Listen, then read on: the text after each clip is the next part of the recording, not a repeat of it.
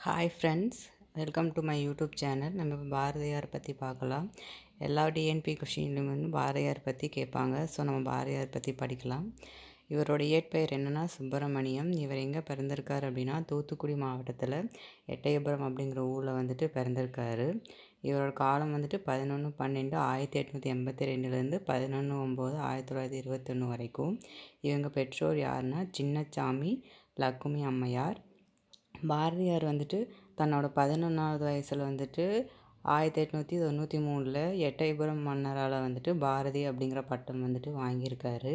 இந்த பாரதி அப்படிங்கிற பட்டம் வந்துட்டு யாருக்கு கொடுப்பாங்கன்னா நாணத்தில் சிறந்தவங்களுக்கு தான் பாரதி அப்படிங்கிற பட்டம் வந்துட்டு கொடுப்பாங்க. பாரதிக்கு மகாகவி அப்படிங்கிற பட்டம் வந்துட்டு யார் வழங்கியிருக்காங்கன்னா வாரா அப்படிங்கிறவங்க வந்துட்டு வழங்கியிருக்காங்க. வாரா அப்படின்னா வா ராமசாமி ஐயங்கார். பாரதியாரோட அரசியல் குரு யாருன்னா திலகர்.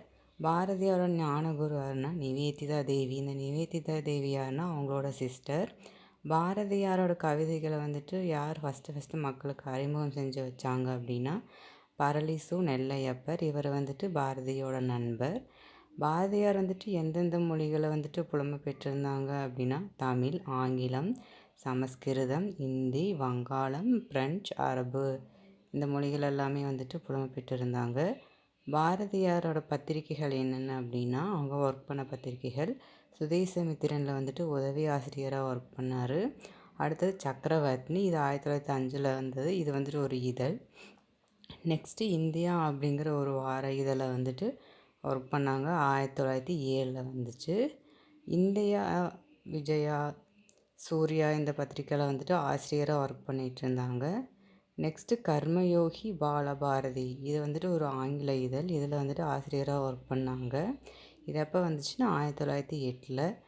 நெக்ஸ்ட்டு பாரதியாரோட நூல்கள் என்னென்ன இருக்குது அப்படின்னா ஞானரதம், இது வந்துட்டு முதல் உரைநடை நூல். அதாவது தமிழில் வந்த முதல் உரைநடை நூல் அப்படிங்கிறது ஞானரதம். இது பாரதியாரோடது. நெக்ஸ்ட்டு சந்திரிகையின் கதை, கண்ணன் பாட்டு, குயில் பாட்டு, பாஞ்சாலி சபதம்.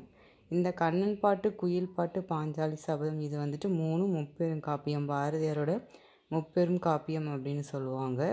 நெக்ஸ்ட்டு பாப்பா பாட்டு, தராசு.